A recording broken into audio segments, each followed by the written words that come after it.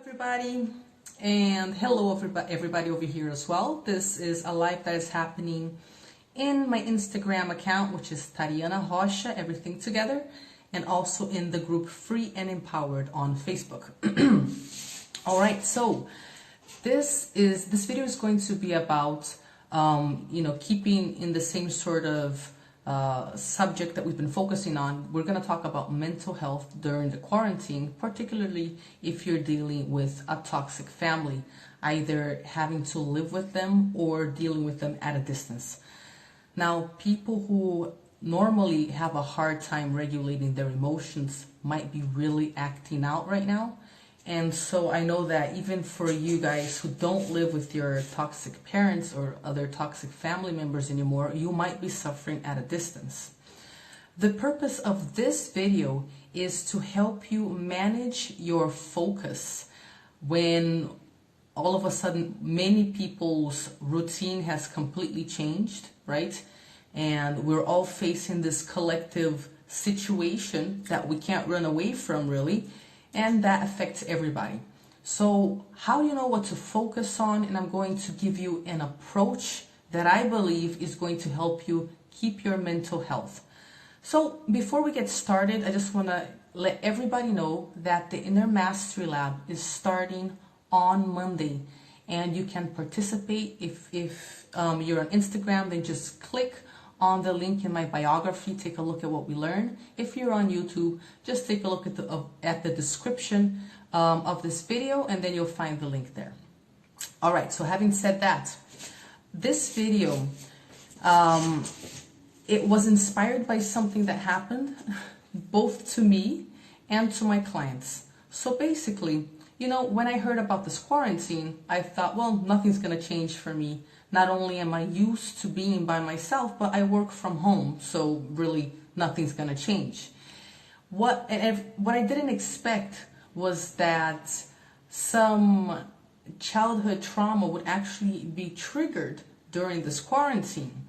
And this set off some quite unexpected events, which made me think, and later I confirmed with my clients, that maybe I wasn't going about this in the right way. So for example, when I was a kid, I was isolated a lot from family members, from society. I didn't go to school after a certain period. And even though I chose to have a home-based business working on the internet, I didn't realize that this quarantine would trigger periods of isolation throughout my childhood that were really terrifying for me, and I hadn't really accessed those emotions properly.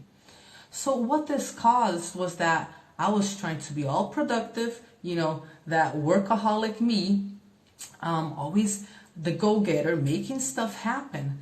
But I found myself lacking energy in a way that is very much unlike me, because if there's one thing that I have, it's plenty of energy. I actually needed to take some time off to relax and to sleep earlier and to take care of myself and kind of replenish that energy. And this brought to me, it brought to my attention this tendency that we have to create certain expectations that oftentimes aren't aligned with what the moment is proposing we do.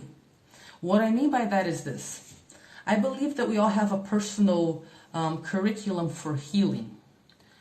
This is a fancy way of saying that regardless of the situation you're dealing with, there's always a lesson there for you. And what we tend to do is we resist that lesson. We don't want to learn it. We think it's everybody's fault. And why doesn't life just give us what we want anyway? Why can't things be more simple? Why do I have to start where I'm at? Why can't conditions be different or other people do what I want them to do? I'm the victim. I'm not responsible, right? And so I found that one of the most useful things, not only for you to be able to find solutions to your own problems, but also for you not to feel like a victim all the time, being made victim by life, being dealt a bad hand by life, is to always try to extract the lesson in the obstacle. And you will find, if you ask yourself, why am I in this situation? What is it? What skill set do I have to develop that I haven't developed? and that is generating this obstacle. It's generating this heavy situation I didn't want to have to deal with. So think about it. We don't actually deal with random problems. We deal with problems that have got to do with our specific issues. So people who don't know how to say no are always dealing with the same problem of feeling invaded by other people and attracting abusers, right? People who don't know how to manage their emotions and punish those around them always deal with the same problem of being abandoned, of having their relationships go awry.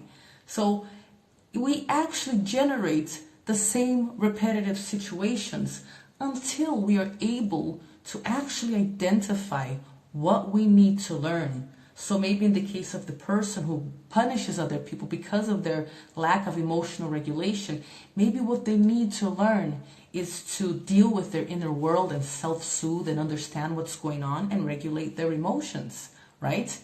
And maybe the person who is always attracting abusive people, maybe the lesson for her, what she needs to learn is actually she needs to learn how to say no, because it's not working for her. So likewise, okay, you had certain expectations about the quarantine. What's happening might or not be in line with those expectations. But if they're not, I'm asking you, what are you dealing with instead? What sort of maybe repetitive problem, or in my situation, not something that's repetitive for me at all. I had symptoms of depression these last few days and I've never experienced depression, really weird. But how was I to know that those things were going to be triggered, right? So what has the situation actually brought to your awareness in terms of showing you what the true priority is? What is the lesson that you are truly supposed to extract from the situation so that you may heal and so that you may rid yourself of this repetitive or this surprising and painful situation? So I'm going to ask you 4 questions, and I hope that you can answer these questions. If you feel comfortable, answer them in the comments. If you don't feel comfortable, then answer them by writing out the answers or in your mind anyway. The 4 questions that are going to help you focus your attention in a way that will actually lead you to the lesson that life is telling you that you have to learn are: number 1, what did you think you were going to do during this quarantine?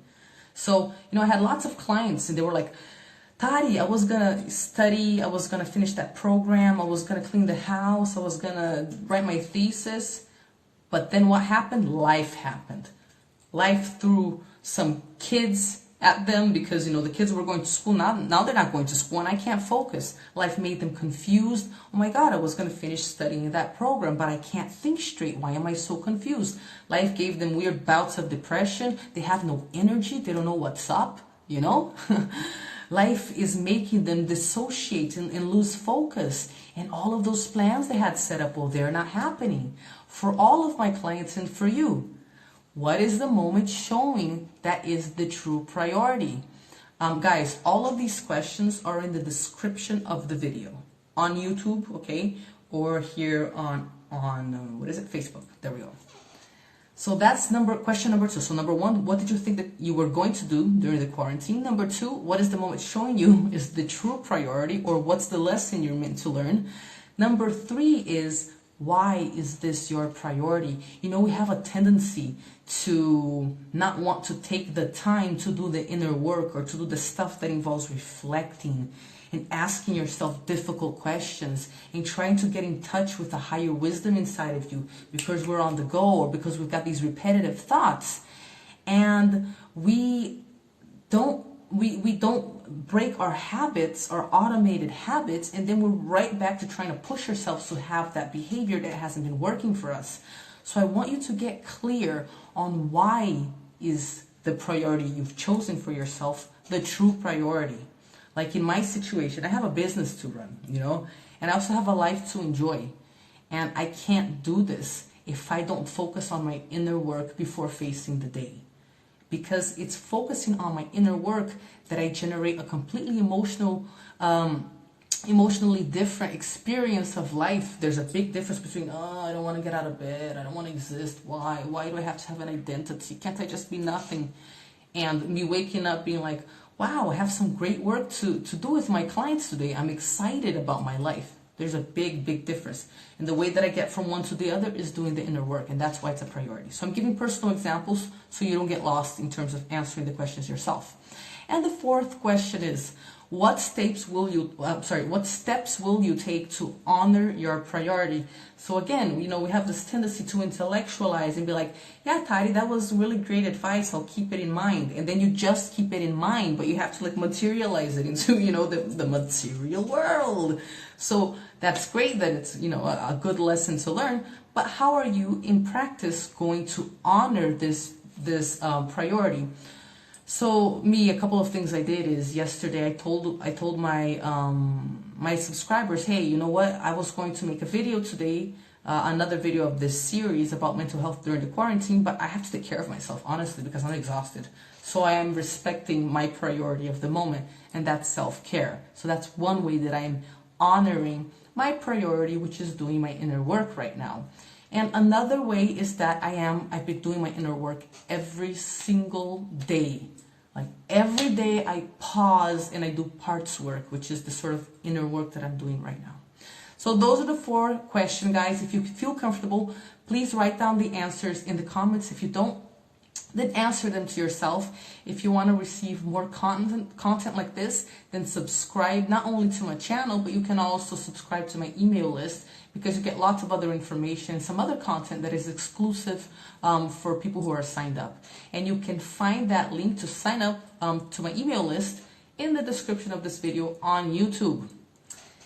So guys, I hope the video was useful. I hope it will help you, you know, maintain optimal mental health and actually know how to deal with what's in front of you right now. And that's it. If you liked it, then like it. If you think it might help someone, please share it, subscribe to the channel, and we'll see each other next time. Bye-bye. And bye-bye, guys.